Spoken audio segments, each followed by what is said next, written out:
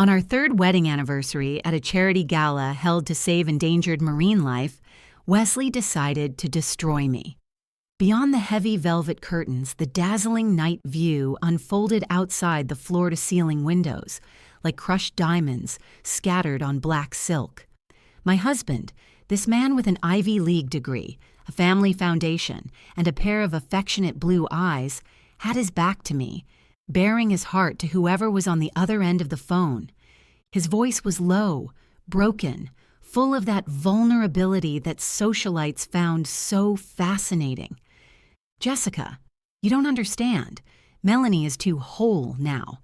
I spent $2 million funding her gallery, helped her escape the shadow of that alcoholic father, and now she's glamorous and polished, like an exquisite porcelain doll.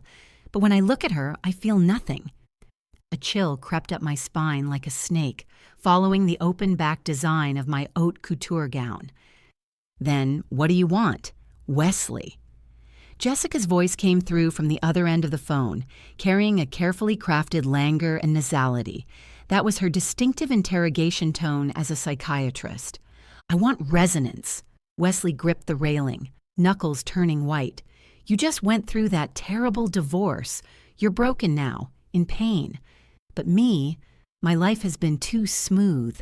This imbalance prevents our souls from merging on this level.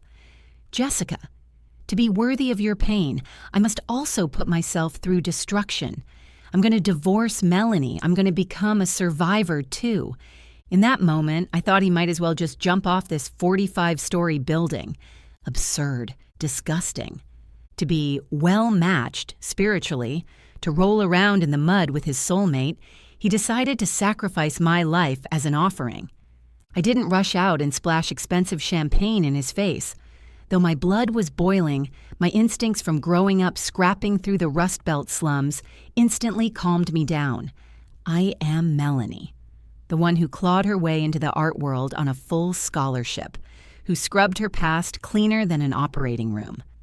I silently retreated back to the banquet hall, smiling and making small talk with several directors' wives until Wesley came back with reddened eyes, took my hand, and said, "Darling, let's go home." If this had been yesterday, I would have thought he was worried about me being tired from wearing heels. But now I knew he was just eager to go back and execute his destruction plan. Back at our penthouse apartment, the moment we stepped through the door, that expensive sandalwood scent in the air made me nauseous. Wesley loosened his tie, didn't even pour me a glass of water, and took out a document from a drawer in his study. "Melanie, we need to talk." I took off my high heels, stepped barefoot on the wool carpet, and looked at him coldly. "Talk about what? About how you're planning to throw me away like trash in pursuit of some so-called sense of brokenness?" Wesley froze. Then a look of shame-fueled rage at being exposed appeared on his face, but it quickly transformed into a condescending pity. "You eavesdropped on my phone call? Melanie, this is exactly why we need to separate. You'll never understand this kind of spiritual need. You're too practical." "Practical?" I laughed out of sheer anger, pressing closer, step by step. "Wesley, when you were pursuing me back then, you said I was a rose blooming from the ruins, said my vitality fascinated you. Now that you've transplanted this rose into a greenhouse, you think I've lost my wildness? Is this your savior complex acting up, or are you just plain pathetic? Watch your language." Wesley raised his voice. "We have nothing in common anymore. Jessica understands me. She can see the black hole deep in my soul. But you, all you care about is the gallery's cash flow and next season's auction. Sign this agreement. I'll give you a sum of money, enough for you to go back to your hometown or whatever countryside to live out the rest of your life." He threw the agreement on the marble coffee table, a gesture of charity. I glanced at it. The number was impressive, but it was hush money based on the prenuptial agreement. He wanted to use this bit of money to buy out my 3 years of youth and sincerity, then walk away clean to play his melancholic, twice-married noble bachelor. "I won't sign." I stared into his eyes. "Unless you admit you're the one at fault." "Don't be unreasonable." Wesley impatiently grabbed his coat and headed for the door. "I'm staying at a hotel tonight. Cool down. Don't forget, Melanie, if it weren't for me, you'd still be rotting in that trailer full of needles and empty bottles." Those words were like a rusty knife, stabbing precisely into the scar I cared about most. I rushed forward and grabbed his arm, demanding an explanation, wanting to tear off his hypocritical mask. "You bastard, you used my past to satisfy your vanity." "Let go!" He violently shook off my hand at the entryway. Beneath my feet was smooth marble floor, and without shoes, I slid backward uncontrollably. The moment the feeling of weightlessness hit, I saw the panic in Wesley's eyes. But he didn't reach out to catch me.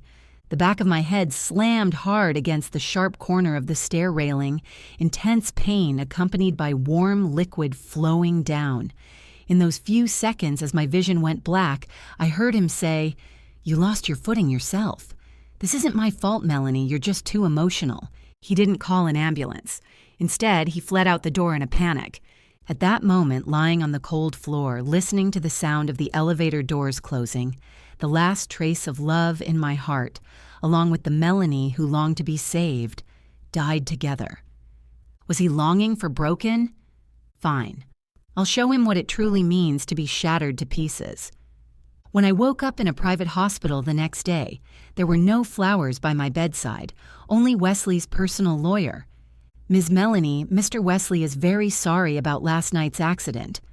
The lawyer pushed up his gold-rimmed glasses, his tone businesslike. "But he believes that due to your emotional instability, this marriage no longer needs to continue. If you sign now, last night's accidental fall won't affect your alimony assessment." Accidental fall? I touched the back of my head wrapped in gauze. The dizziness from the mild concussion almost made me want to laugh. "Where's my phone?" I asked hoarsely. The lawyer hesitated for a moment, then handed it to me. There was an unread message on the screen from Wesley. "I'm sorry, Melanie. I don't think we're suited to be husband and wife. Jessica was right. You're too wound up right now, even a bit hysterical. The way you rushed over last night was really scary. Let's get divorced, for your own good." Right after that was a photo. In the photo, he and Jessica were sitting on a bench in Central Park, Jessica snuggled in his arms, sunlight bathing them, with the caption, "Two wounded souls finally found their safe harbor in each other." The timestamp showed 8 this morning, which was when I was unconscious. He timed it precisely when I had no ability to fight back and couldn't wait to publicly announce his true love. If I were that weepy little Cinderella, I'd probably be devastated right now. But I'm not. I'm a demon that crawled out of hell. I didn't reply. Instead, I opened that encrypted social media account I hadn't used in a long time. I scrolled to Jessica's profile page. She was an Upper West Side socialite, PhD in psychology, divorced and single, loved sharing those suggestive healing quotes online. The latest post was a photo of 2 cups of coffee with the caption, "Thank you for catching my broken soul. Soon we'll both be brand new." Below it was a like from Wesley. I stared at that like, the curve of my lips slowly widening, tugging at the wound on my head, the pain piercing through me, yet making me incredibly clear-headed. Want to be soulmates? Want to manufacture trauma to create resonance? Since you two love acting so much, I'll give you an Oscar-level revenge show. I looked up at the lawyer, the confusion from before gone from my eyes, replaced by a calm that made him uneasy. "Tell Wesley," I leaned back against the pillow, my tone soft. "I agree to the divorce. But before that, I want to see Dr. Jessica. After all, my emotional issues seem to be something only she can fix." The lawyer breathed a sigh of relief, thinking I had accepted my fate. But what he didn't know was that the hunt had just begun. The day I was discharged, Manhattan was drenched in a gray rain. Wesley didn't come. The one who picked me up was his driver, that always taciturn Pole, with a hint of barely noticeable sympathy in his eyes. Back in that empty penthouse, I didn't rush to stuff myself into a shell of grief. Instead, I started operating like a precision instrument. Step 1, investigation.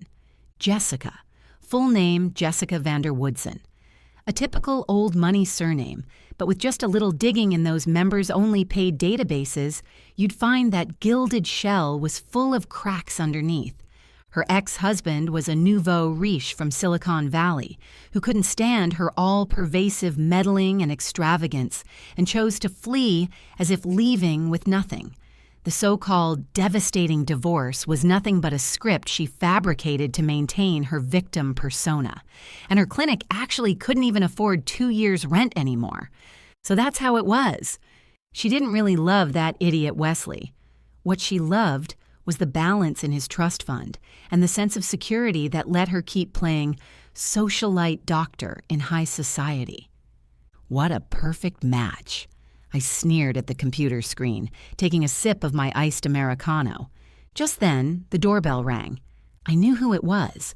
I could even smell that hint of pretentious perfume in the air, that scent mixed with tuberose and some kind of cheap sense of superiority. I opened the door. Jessica stood at the doorway wearing a camel cashmere coat, holding a Hermes Birkin bag, with that unsettling smile unique to therapists plastered on her face.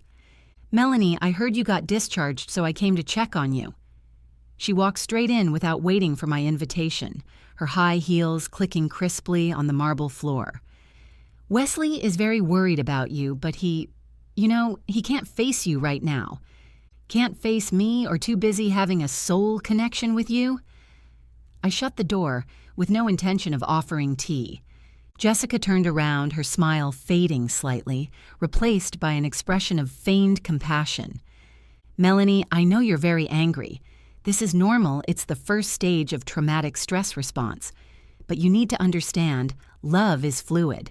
When Wesley was with you, you were his project, an object that needed saving. Now that you've been fixed, his mission is complete." "I'm a project?" I crossed my arms, leaning against the entryway cabinet. "Then what about you? Are you his next charity case?" "I am his destination." Jessica took a step forward, her aggressive aura fully unleashed. "We are the same kind.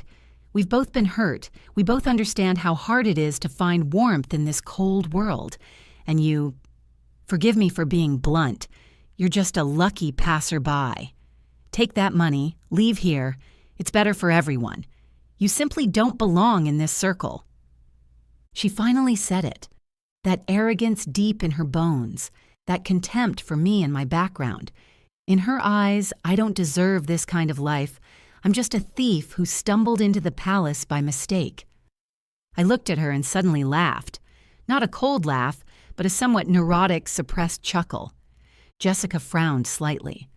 "What are you laughing at?" "I'm laughing at how naive you are, Dr. Jessica." I slowly walked toward her, my voice dropping extremely low, my eyes becoming hollow and sinister. "Do you know how my alcoholic father died?" Jessica instinctively took a step back. "That was an accident. Wesley said it was alcohol poisoning." That's what they thought. I tilted my head, as if trying to find a crack in her composure. That night, he was drunk, lying in his own vomit, begging me to get him his medicine. I watched him, like watching a dying cockroach. I switched his heart medication with vitamin pills, then sat beside him, watching him turn purple bit by bit, until he stopped breathing. Jessica's face instantly turned deathly pale. She gripped that platinum bag for dear life, her knuckles turning white. What nonsense are you talking about? Are you crazy? Shh. I raised a finger to my lips, then stepped closer until our breaths intertwined. This is a secret. Just like Wesley pushing me down the stairs last night is also a secret. If I hand over the surveillance footage of him pushing me to the police, plus the insistence of me, his mentally unstable ex-wife, what do you think? Would that become a scandal? What do you want? Her voice began to tremble. Nothing. I stepped back, instantly returning to that proper smile, as if the demon just now was just her hallucination. I just want to remind you, Jessica, don't mess with people who crawled out of the mud. We have nothing to lose, so we're capable of anything. Jessica practically fled in panic. Watching her staggering figure disappear into the elevator, I took out the voice recorder hidden in my pocket and pressed the stop button. What I said just now was, of course, a lie. My father did die of alcohol poisoning, but I was at a boarding school hundreds of kilometers away at the time.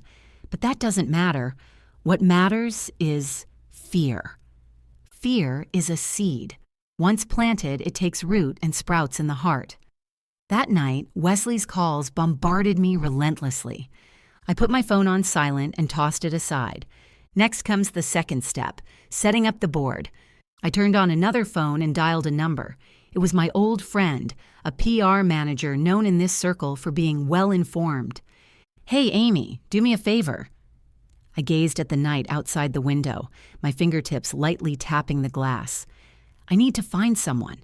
A guy, handsome enough to make knees go weak, with that old money Europe vibe, preferably with a touch of melancholic artistic flair. Most importantly, he needs to be a good actor, and broke. "What are you up to, darling?" Amy's voice was laced with excitement. "Are you making a movie?" "No," I curled my lips into a smile. "I'm going to give my husband and his true love a wedding gift." 2 days later, I got a file.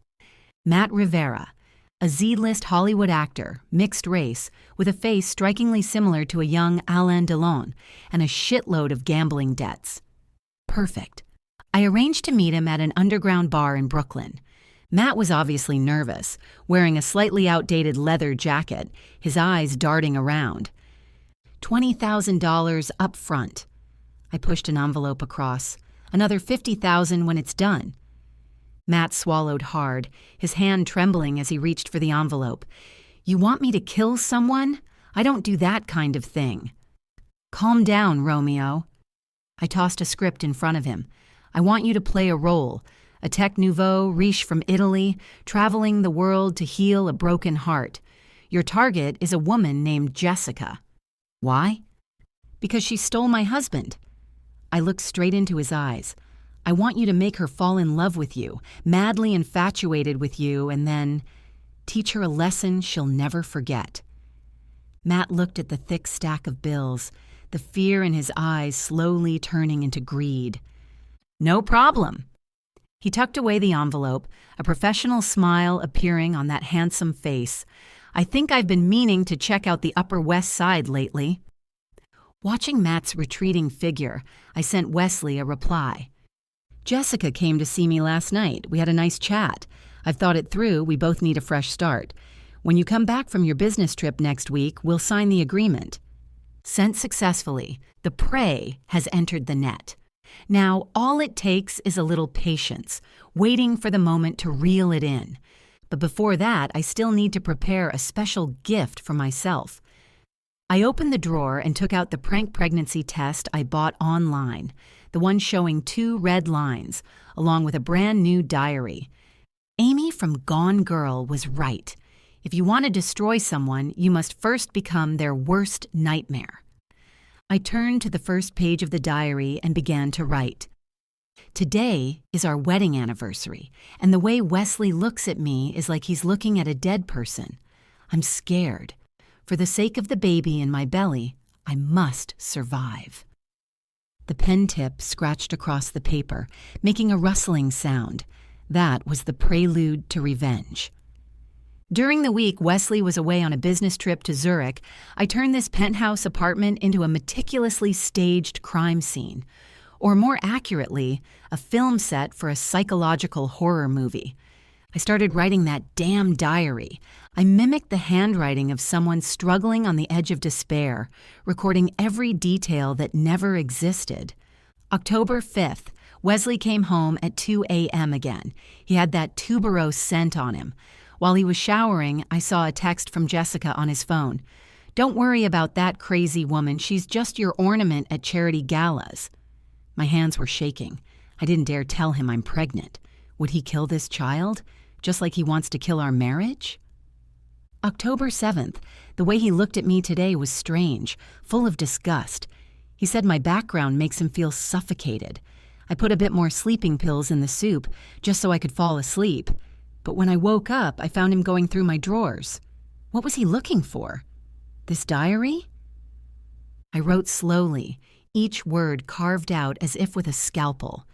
This half-true, half-false narrative is the most bewitching. Wesley did say those harsh things, and he did come home late, but I added a deadly filter to these facts, the kind that suggests he's a potential domestic abuser. I hid the diary at the very bottom of the nightstand, a place both concealed and easy to discover. Then I started dealing with that pregnancy test. I didn't place it directly on the sink counter, but instead tossed it on top of the bathroom trash can, covering it slightly with a tissue, leaving a corner of the bright red packaging exposed. That was an Easter egg prepared for Jessica. Meanwhile, good news came from Matt's end. Under my guidance, he coincidentally ran into her near a high-end Pilates studio that Jessica frequented.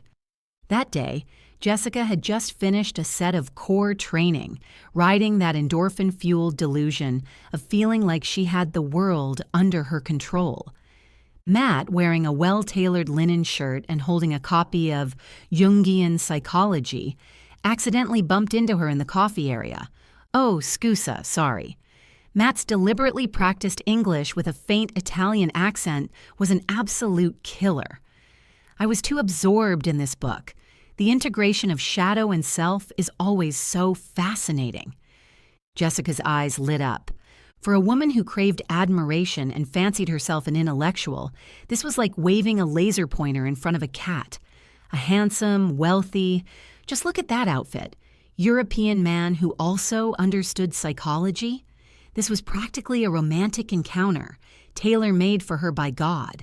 In less than 3 days, they were already having drinks at an invite-only underground jazz club. I sat in the shadows a few tables away, wearing a wide-brimmed hat and sunglasses, watching this show unfold. Matt performed flawlessly. He played the role of a melancholic billionaire who had just sold his tech company and was searching for a soulmate. Unlike Wesley, who put Jessica on a pedestal, he used a more sophisticated PUA technique, keeping her guessing with intermittent appreciation. Jessica, there's a profound sadness in your eyes. Matt gently swirled his whiskey, his gaze as deep as the Mediterranean, like an ancient city submerged by the sea. Few women possess this kind of texture. Jessica was hit. Her fingers holding the wine glass trembled slightly, a blush spreading across her cheeks. Actually, I just went through a very complicated relationship, too. She began to pour out her heart, packaging herself as a savior. There's a man who loves me deeply, but he hasn't dealt with his past yet. His ex-wife is a very troublesome person. The past is always troublesome. Matt held her hand, his fingertips lightly tracing her palm. But for a muse like you, any trouble is worth resolving. If that man doesn't cherish you, he's a fool. That night, they didn't go back to Jessica's apartment, but went to the short-term rental mansion I had rented for Matt to stay in. Watching their retreating figures, I sent Amy a message. The fish took the bait. Turn up the heat. The next day, a piece of gossip was circulating throughout the Upper West Side's rumor mill that recently divorced psychologist Jessica had hooked up with a mysterious stealth billionaire from Europe. Word was he was planning to invest in a private psychiatric retreat called Jessica's House. This news flew to Zurich as if it had grown wings. Wesley couldn't sit still anymore. He returned early on the 4th day of his business trip. That afternoon, I was sitting on the living room sofa with the divorce agreement he'd been dreaming of laid out in front of me, along with an abortion appointment slip I'd downloaded from the internet and carefully photoshopped. The door opened. Wesley rushed in. Travel, worn, and the expression on his face at that moment was priceless. A mix of panic over Jessica moving on to someone else and that habitual disgust when he saw me. "Melanie, you're home." He loosened his tie, trying to hide his anxiety. "Did you sign the agreement?" I didn't say anything, just watched him quietly, then pushed that appointment slip in front of him. Wesley glanced at it, and his whole body froze. What is this? "This is the price you have to pay, Wesley." My voice was terrifyingly calm. "To make way for you and your soulmate. to let you walk away clean as the victim. I got rid of our child." Wesley's face instantly turned deathly pale. He stared at that piece of paper, his hands starting to tremble. You were pregnant? Why didn't you tell me?" "Tell you?" I sneered. "Tell you what? Tell you I wanted to use the baby to tie you down? Or wait for you to push me onto the operating table, just like you pushed me down the stairs? Wesley, I read your thoughts in your diary. You never wanted any attachments." "What diary? I never wrote a diary," he defended himself in a panic. "Oh, then I must have remembered wrong. Maybe it was my hallucination." I stood up, walked over to him, and stared directly into those blue eyes. "Listen, Wesley, I've already done what you wanted. The baby is gone, and I've signed. Now, you can fuck off and live happily ever after with Jessica. But..." I paused for a moment and revealed a meaningful smile. "But I saw in the news that Jessica seems quite busy lately. Busy discussing shadows and the self with that Italian billionaire." This was the last straw that broke the camel's back. Wesley's pride, possessiveness, and the rage of being made a fool all exploded in an instant. He grabbed the divorce papers and signed his name without even looking at the terms. "Take your money and get lost, Melanie, you cold-blooded woman. You could even kill your own child." He threw the papers in my face, turned around and rushed out the door. He was going to find Jessica, to confront her, to win her back, to put on his self-indulgent melodrama of devotion. Looking at the papers scattered all over the floor, I bent down, picked them up one by one, and organized them. At that moment, I couldn't feel even a trace of sadness, only a pure, money-in-the-pocket kind of pleasure. The abortion slip was fake. The pregnancy test was fake. Only the property division clauses in that agreement were real. But I knew this show wasn't over yet. Jessica, that stupid woman, was now immersed in the fantasy Matt had woven for her. When Wesley rushed over at this moment, this love triangle bloodbath would be more dramatic than any American TV show. And I just needed to be the only audience member, sitting in the VIP seat, waiting for the curtain to fall. The moment Wesley stormed out of the apartment, Manhattan's sky was being pressed low by lead-gray clouds, as if a storm was about to hit. I didn't rush to follow him, but leisurely poured myself a glass of red wine. This was Wesley's most treasured vintage, yet now it went down exceptionally smooth. I stood before the floor-to-ceiling window, imagining the farce that would soon unfold in Jessica's apartment on the Upper West Side. The Upper West Side, a place filled with organic supermarkets, intellectuals, and sophistication disguised as casualness. Jessica lived in a pre-war building, the kind where doormen wore white gloves and the lobby hung unknown impressionist paintings.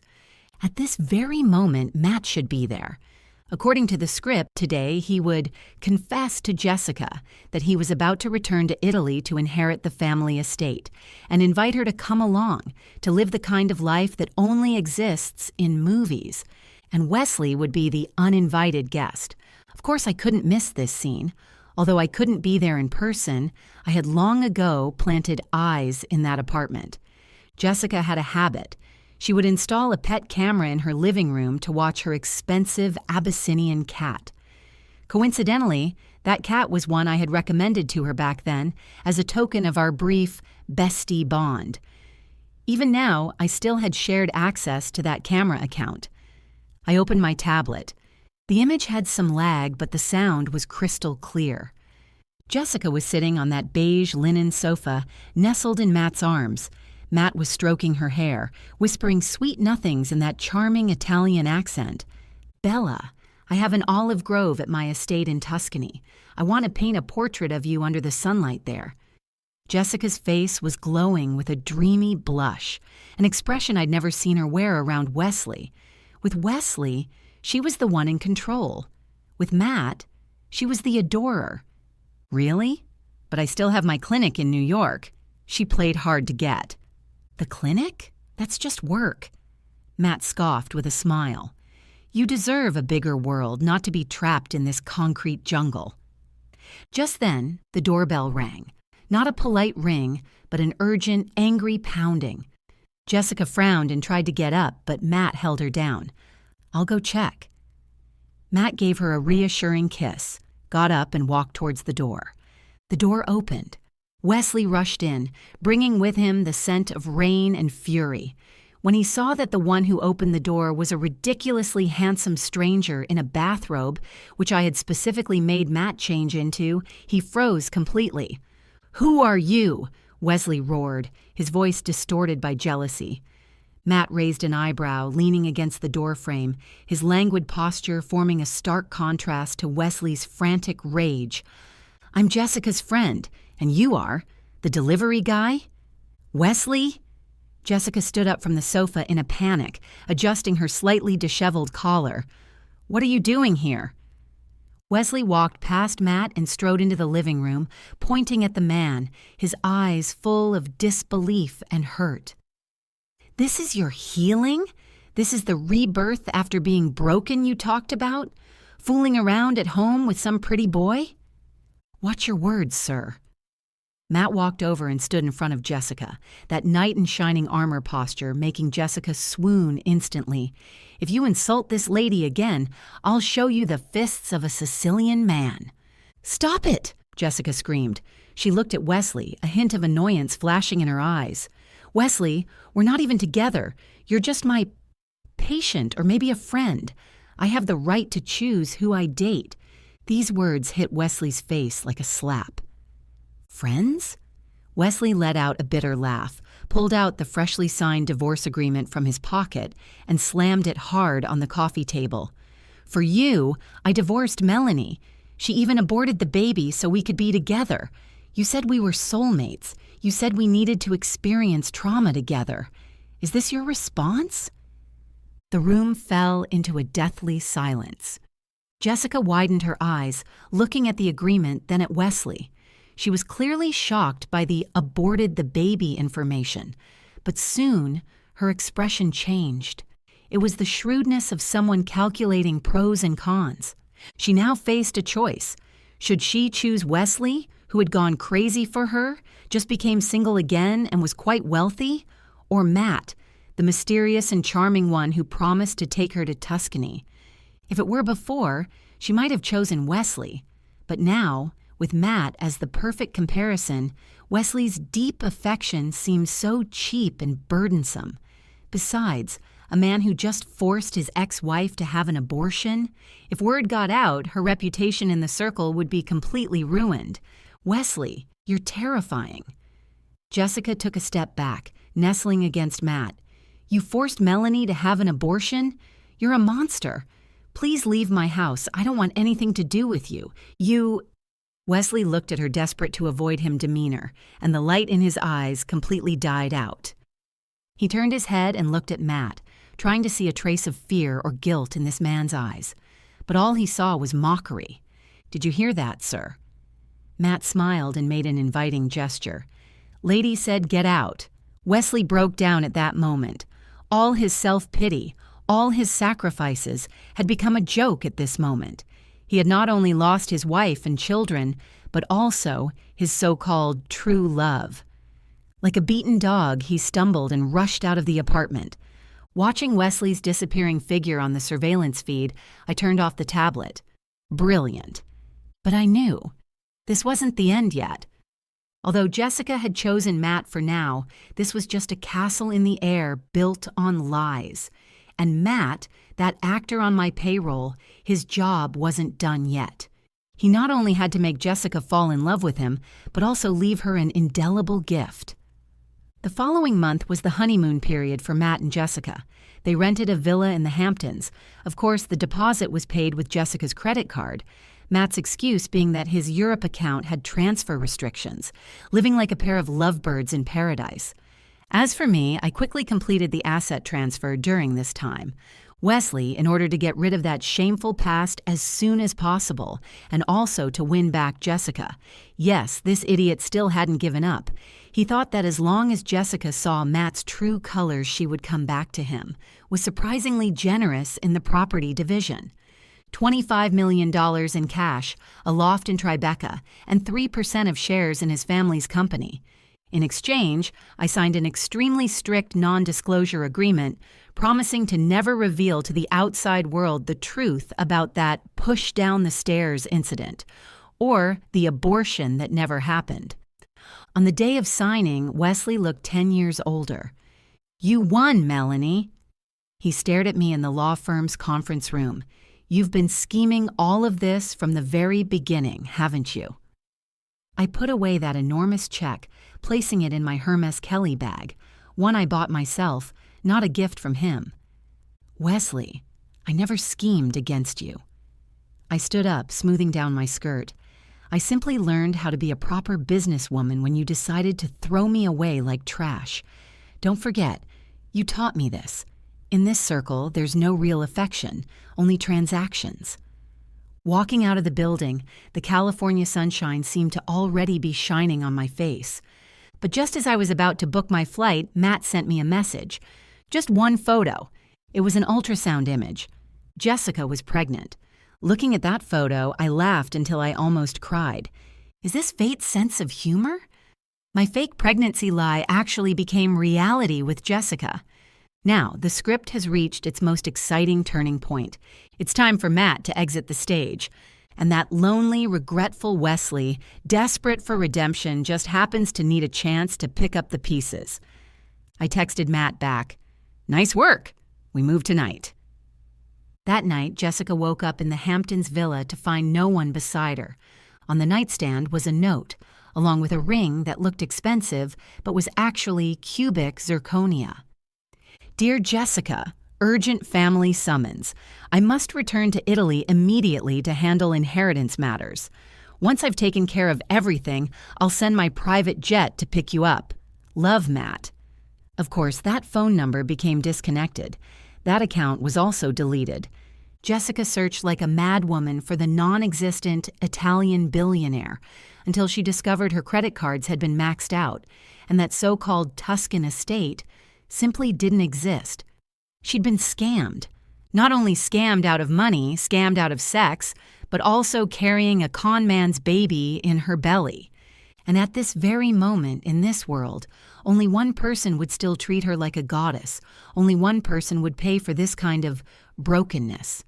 That would be Wesley. Game cleared. Time for me to exit. 3 months later, Los Angeles Beach. The California sun was indeed just like the legend said, carrying a lazy, almost sinfully golden hue.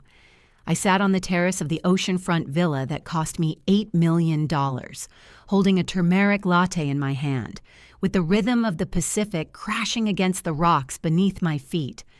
There's none of Manhattan's suffocating fast pace here, none of those hypocritical charity galas from the Upper East Side, and none of those so-called celebrities who are always ready to eat you alive. Here, people only care about who your Pilates instructor is, whether your spiritual guru is legit, and when your screenplay is going to sell. I changed my name, Melanie Wild. Now I'm an independent producer from New York. It's not really a lie. After all, I'm actually developing a dark comedy about modern marriage revenge, with the script material coming from my own personal experience. My phone buzzed. It was a message from Amy, with a link and a few screenshots attached. "Honey, look at this. New York is going absolutely crazy over there." I clicked on the link. It was a gossip column on page 6 of the New York Post, with the headline written in those sensational capital letters, "Ear and Heartbreak Doctor's Shotgun Wedding, True Love or Cover-Up?" The photo attached was of Wesley and Jessica at the entrance of City Hall. Wesley was wearing a dark blue suit, smiling, but there was an indescribable exhaustion and forced composure in that smile. As for Jessica, she was wearing a loose bohemian-style maxi dress, obviously to hide that slightly protruding belly, with a victor's smile on her face, but her eyes were somewhat evasive. The article was dripping with sarcasm, implying that the newlyweds had rushed into marriage less than 4 months after each ending their previous relationships, and according to sources close to the couple, the bride was already 3 months pregnant. 3 months. Anyone who passed basic math could figure out how awkwardly this timeline overlapped with Wesley's divorce. Either Wesley cheated during his marriage, or Jessica seamlessly jumped from one man to the next. But the best part was, everyone thought it was Wesley's child. Only I knew the truth. Amy immediately sent several voice messages, her tone dripping with schadenfreude. You'd never guess how dramatic the wedding was. Jessica insisted on saying something like, "We are the puzzle pieces of each other's broken souls," in her vows, and Wesley's mom, that old witch, had a sour face the entire time. She even walked out during the cake cutting. Apparently, she's always thought the seed in Jessica's belly wasn't clean. Listening to this, I couldn't help but laugh out loud. Wesley's mother, that old money socialite who valued bloodline more than life itself, probably never imagined in her wildest dreams that her precious family heir was actually raising a child for some D-list Hollywood actor with a gambling addiction. There's something even juicier, Amy continued. I heard Jessica tried to contact that Italian billionaire before the wedding, even hired a private detective. Of course, she came up empty. She's like a frightened bird now, terrified Wesley might find out something, trying different ways to please him every day, even started learning to cook. Can you imagine?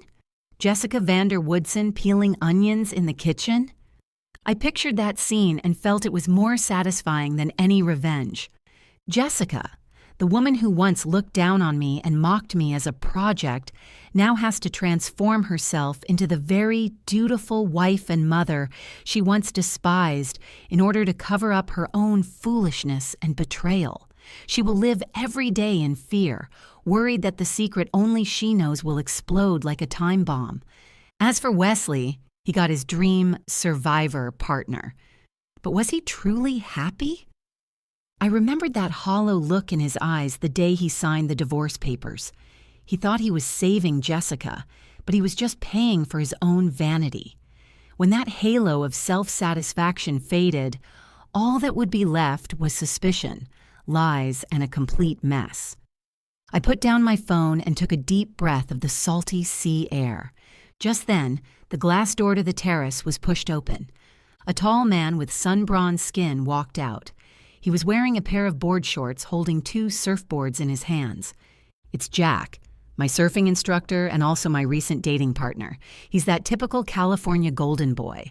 His smile is bright as sunshine, and his head doesn't have that many twists and turns besides waves. Hey, Melanie, the waves are great today. Want to give it a try? I looked at him. Those clear brown eyes held no calculation whatsoever. Sure. I stood up and placed my phone face down on the table. The gloom of New York was already far behind me. Those people, those things, felt like a nightmare that happened to someone else. Now I have money, leisure, and plenty of freedom. Why would I look back at that pile of garbage? That afternoon, I fell many times in the ocean, swallowed several mouthfuls of salty seawater, but I laughed more happily than ever. Until evening, we sat on the beach watching the sunset. Jack suddenly asked me, "What did you do back in New York? I feel like you have a lot of stories." I looked at the distant sunset, tucking a strand of wet hair behind my ear. Me? I smiled, a hint of mischief flashing in my eyes.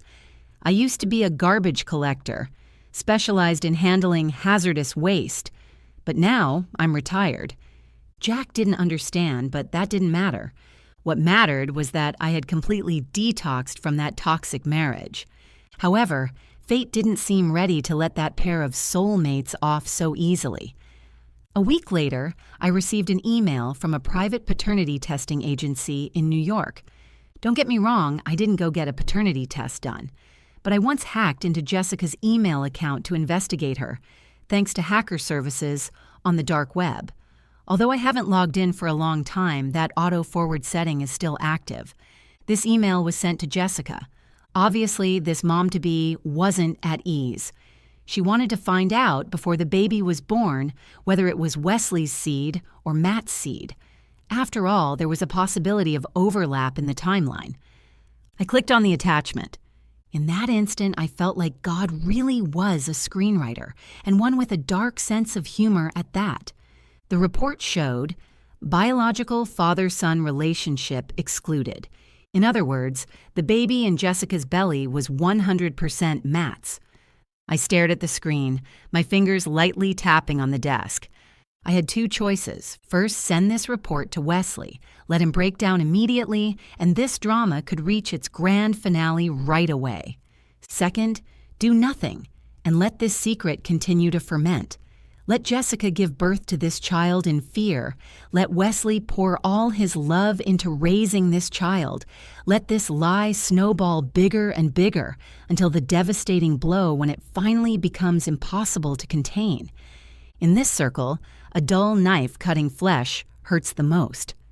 I recalled what Wesley once said to me, "We need to experience trauma." Well then, dear Wesley, the greatest trauma is waiting for you in your future, and I've decided to be a merciful bystander, letting you dream this beautiful dream a little longer. I deleted the record of that forwarded email and closed my laptop. "Melanie, we're going to be late!" Jack's shout came from downstairs. "There's a beach bonfire party tonight." "Coming!" I called back, grabbed a bohemian-style shawl and ran lightly down the stairs. This time, no shoving, no falling, just the sound of light footsteps. The mess in New York, let them rot in it themselves. The California night, though, is so gentle. Time stretched out in the California sunshine, becoming lazy and hazy. In the blink of an eye, a year had passed. My film, The Perfect Victim, had entered post-production, and the trailer caused quite a stir at the Sundance Film Festival. Those Hollywood producers marveled at the suffocating authenticity and precise dissection of the dark side of human nature in the script. They didn't know that this wasn't just a script. This was life. Meanwhile, on that distant, cold East Coast, the grand drama of life had also reached its own little climax. Jessica gave birth. Amy told me the news. She had now become my exclusive intelligence station in New York, and she enjoyed every minute of it. It's a boy. In the video call, Amy lowered her voice as if afraid of eavesdroppers. "But Melanie, you'll never guess what that child looks like." "What does he look like?" I casually painted my nails. This California sunset orange really complemented my skin tone. That child, how should I put it, although still very small, the depth in those eyes and brows and that slightly curly hair, has absolutely nothing to do with Wesley's typical Anglo-Saxon looks. More like Mediterranean? The nail polish brush in my hand paused for a moment. Matt was mixed race, half Sicilian, half Latin. That highly distinctive face, especially those slightly melancholic, deep brown eyes, was his trademark. "How did Wesley react?" I asked. "This is the best part." Amy waved her hands excitedly. When he was holding the baby in the hospital corridor, his face looked awful. But what could he say? Jessica insisted it was atavism or dominant genes or something. You know her knack for confusing people with all that technical jargon. And, Amy paused, Wesley just posted a family photo on Instagram. The caption was so touching. "Welcome to this world, my little miracle. No matter what, Daddy will love you." That "no matter what," tisk tisk, sounds like he's swallowing his teeth after grinding them to pieces. I opened Instagram and found that private account only visible to followers. In the photo, Jessica still had that carefully curated, fragile beauty, holding a swaddled baby in her arms. Wesley stood beside her, his hand resting on her shoulder. If you look closely, you'll notice Jessica's smile is stiff, her eyes betraying a kind of terror. And Wesley, his gaze isn't on the child's face, but on the camera, like he's completing a task or declaring some kind of defiance to the world. He couldn't possibly not suspect. Anyone with eyes would suspect. But what could he do? Admit he got cuckolded? Admit he abandoned his loyal wife for this woman, only to become the biggest laughingstock in all of New York? Admit that his so-called soulmate was actually a complete and utter fraud? No, Wesley's fragile ego couldn't handle that. Just as the blueprint had anticipated, to maintain that paper-thin facade of respectability, to keep from disgracing his family, and even more to prove that his decision to divorce was right, he had to keep this lie going. This is the real hell. Every day watching that child who doesn't look like him grow up day by day, like watching that lie slowly expand.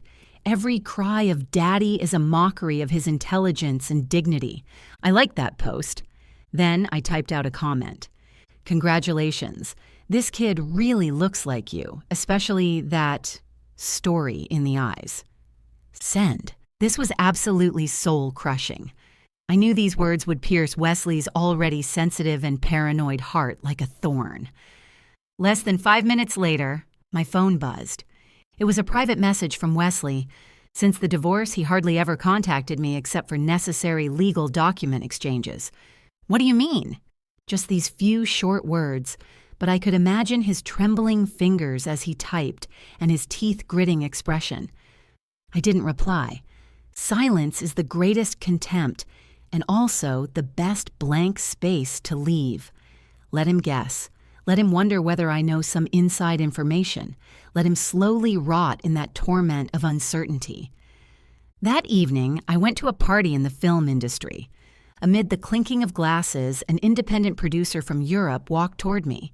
He wore an elegant linen suit with a shrewd glint in his eyes. "Miss Melanie, your film script is very interesting." He raised his glass. "Especially the plot about using a fictional tycoon for revenge. How did you come up with that idea?" I smiled and clinked glasses with him. Art imitates life, doesn't it? Indeed. He gave me a meaningful look. By the way, I have a friend who used to work in Hollywood, then ran back to Europe drowning in debt. A while back, he ran into me in Milan and bragged about pulling off a big job in New York, earning enough to buy a small vineyard in Sicily. He said the employer was a very charming Asian woman. My heart skipped a beat, but the smile on my face didn't waver one bit. That's certainly an interesting story. I took a sip of champagne. I hope his vineyard in Sicily has a good harvest. Of course. The producer smiled. He's living quite comfortably now, and I think he's a man who keeps his word. After all, no one wants to lose such a generous sponsor. We ended the conversation with a knowing smile, an unspoken understanding between us. It seems Matt really did the job he was paid for, and he's very discreet. That's why I chose him in the first place. A smart bastard is always easier to control than a stupid good guy. Back home, I sat in the dark living room, watching the waves rise and fall outside the window.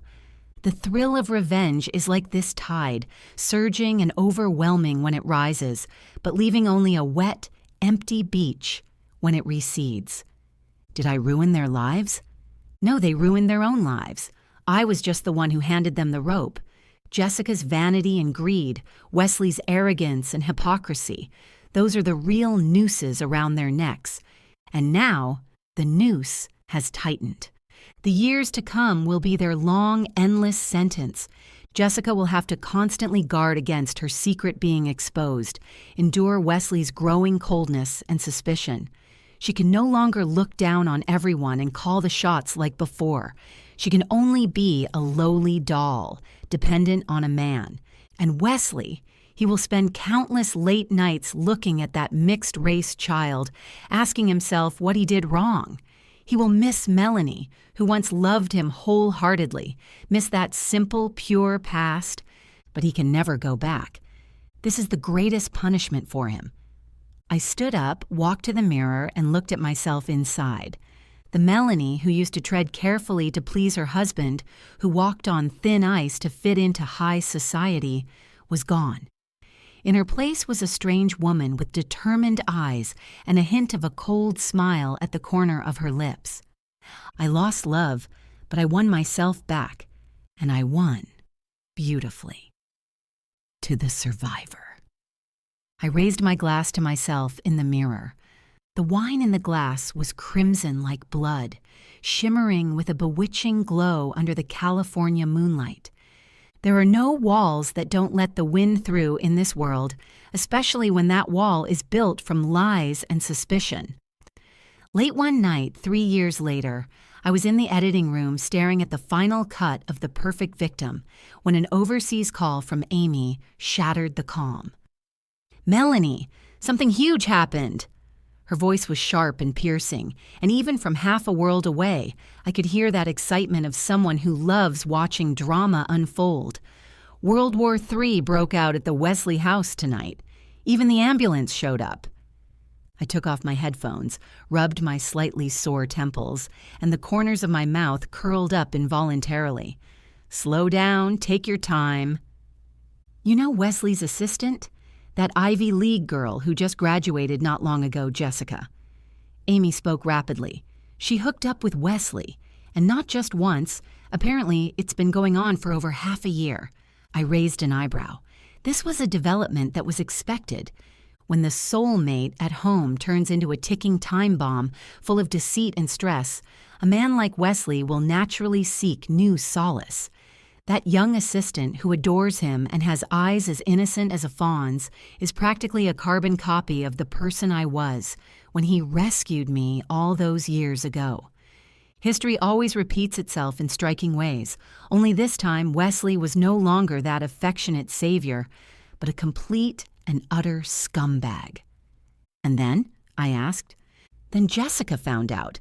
She'd been on edge these past few years anyway, terrified that Wesley would abandon her. This time, catching him red-handed, she completely lost it." Amy took a deep breath. At a family dinner, in front of everyone, including all of Wesley's snobbish relatives, she threw a bowl of scalding French onion soup right in Wesley's face. "Wow." I let out a whistle. "Quite the visual." That's not even the best part. After throwing the soup, she went completely hysterical, screaming things like, "I gave up everything for you, even gave birth to that bastard child, and you dare betray me." Yes, her exact words were bastard. I could almost picture the scene. All that long-suppressed fear and resentment exploding in an instant, reason snapping, personally bursting that festering abscess everyone knew about, but no one dared to lance. The whole place went dead silent. Amy continued. "Wesley's mom fainted on the spot. That's why the ambulance came. And Wesley, I heard he was standing there with onions and cheese all over his face, looking like he'd been struck by lightning. He probably never expected Jessica would rip off that facade in front of everyone." "What happened after that?" After that, Jessica was escorted out by security. Wesley is now hiding in his old mansion in Long Island, refusing to see anyone. That little assistant, though, she's got guts, resigned on the spot and sent all the evidence of Wesley harassing her straight to HR. Now, the company's board of directors is also going after Wesley. After all, with the scandal plus the illegitimate child rumors, the stock price tanked pretty badly. Listening to all this, I felt surprisingly calm inside. There was no ecstatic joy of great revenge fulfilled, just a detached sense of, I knew it. It was like watching a building with a rotten foundation finally collapse. Spectacular, but completely unsurprising. After hanging up, I looked at the paused image on the screen. It was the final scene of the movie. The female lead sat in the California sunshine, smiling as she burned her old diary. The subtitles slowly rose, dedicated to all women who have died once in love. The next day, this scandal made headlines across all major media outlets. Although Wesley's PR team desperately tried to suppress the buzz, attempting to downplay it as a family dispute, in the age of social media, the truth spread like a virus. What's even more ironic is that someone dug up the story about me having an abortion to make way for true love from back then. Of course, it was a rumor I had Amy spread. In comparison, Wesley wasn't just a habitual cheater, but a moral scumbag who forced his first wife to abort and then betrayed his second wife. The backlash of public opinion is terrifying. The philanthropist and devoted nobleman persona he had painstakingly cultivated completely collapsed. The socialites who once flocked to him now avoided him like the plague. As for Jessica, that once arrogant psychiatrist, she became the complete laughingstock of the Upper East Side. Rumor has it she's not only been kicked out of Wesley's mansion, but is also facing a massive divorce lawsuit. And because she publicly admitted the child was a bastard, Wesley has already applied for a paternity test, planning to use it as grounds to completely strip her of child support and alimony. She has nothing left. Lost her reputation, lost her money, lost everything she once schemed so hard to hold on to. One afternoon a week later, I received a call from an unknown number. Instinct told me it was him. "Hello." I answered the phone, my voice calm. "Melanie?" Wesley's hoarse, weary voice came from the other end, even carrying a hint of drunkenness. "You did this, didn't you? All of this was orchestrated by you." "Wesley, I don't know what you're talking about." I stood on the terrace watching the sailboats in the distance. "I've just been living my life." "Stop pretending," he suddenly roared, his voice cracking with tears. "That Italian—" "Matt, you arranged that, didn't you? Jessica told everything when she broke down yesterday. She said the timing of that man's appearance was too perfect.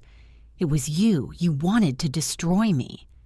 "Wesley," I interrupted him, my tone still gentle yet cold as ice. "You've got the cause and effect mixed up. You destroyed my life first. You were the one who threw our marriage away like trash for the sake of so-called soul connection. You were the one who put Jessica on a pedestal. I just gave that crumbling lie a little push." The other end of the phone fell into a long silence. Only heavy breathing could be heard. "Why?" he asked. "Why can you be so cruel? I thought you loved me." "I did love you." I looked at the wedding ring mark on my hand, which had long since faded beyond recognition. "But I love myself more.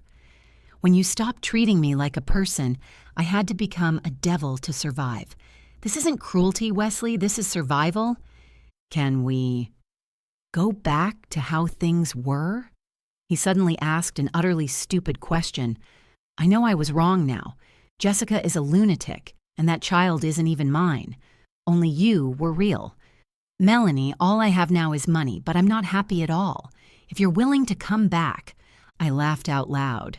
Really, I couldn't hold it back.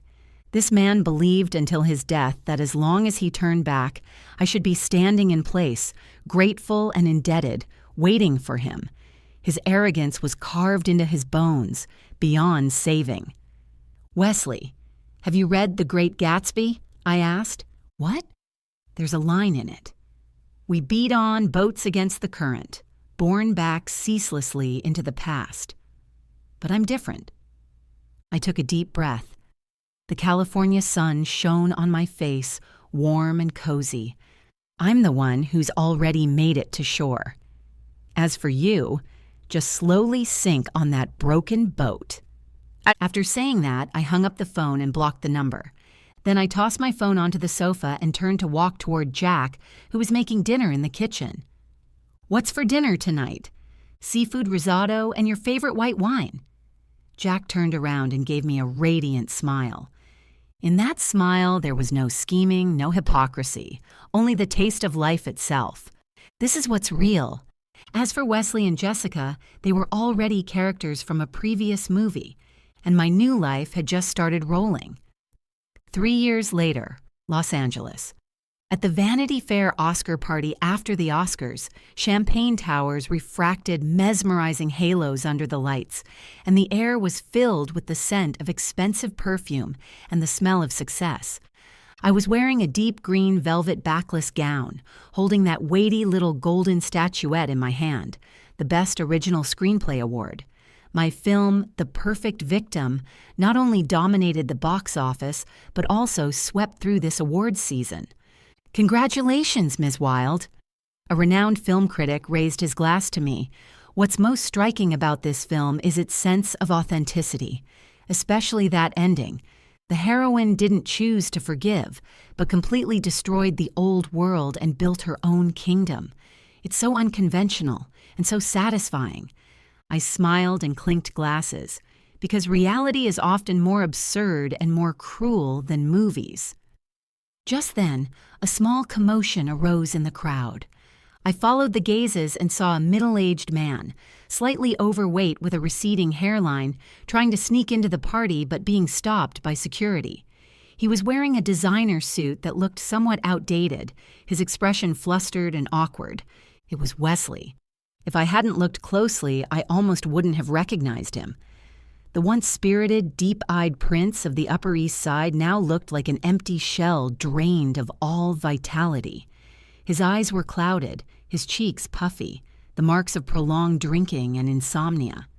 I heard he suffered heavy losses in the divorce lawsuit. Even though the paternity test proved the child wasn't his, those agreements he signed back then for the sake of saving face forced him to pay a huge sum to settle Jessica's harassment. Even worse, the family foundation stripped him of his management rights because of his scandal. Now he's just a nobody living off a trust fund. He obviously saw me, too. In that instant, I saw shock, shame, and that lingering, nauseating regret in his eyes. He opened his mouth, as if wanting to call out my name, but I didn't give him the chance. I turned around and took Jack's arm. Jack was wearing a well-tailored tuxedo tonight, looking so handsome you couldn't take your eyes off him. "What's wrong?" Jack lowered his head and asked me, his gaze gentle. "Nothing." I shook my head, a faint smile curling at the corner of my lips. Saw an old acquaintance, or rather, just a passerby. We walked through the crowd toward the dance floor. The commotion behind us and that wretched man were both left behind. At that moment, I suddenly thought back to many years ago, on that cold New York night, the moment I was pushed down the stairs, that Melanie curled up on the floor, desperate and helpless. If I could travel through time, I would really want to go back and hug her. Tell her, "Don't be afraid, don't cry, stand up. You will bleed, you will scab over, but eventually you will grow an indestructible armor. What doesn't kill you will eventually crown you king." The music started playing. It was that classic, "I Will Survive." Jack held my waist as we spun in the center of the dance floor. "You know what, Melanie?" he whispered in my ear. "I think you're the most beautiful woman here tonight." "I know." I smiled confidently. Not because of this expensive gown, not because of the golden statuette in my hand, and not because of the man beside me, but because I had finally become the protagonist of my own story. As for the endings of those supporting characters, I heard Jessica had a mental breakdown later and was admitted to a sanatorium. The child was sent to a boarding school, and no one knows who his real father is. I heard Wesley was lingering on the fringes of various charity galas, trying to get back into that circle, but no one was willing to give him a second glance anymore. They were like those scenes destined to be cut from the script, swept into the dustbin of history as the movie came to an end. And my life is a long take that will never end. In that shot, there's California sunshine, there's the wind of freedom, and there's a woman named Melanie, striding confidently toward her next golden age.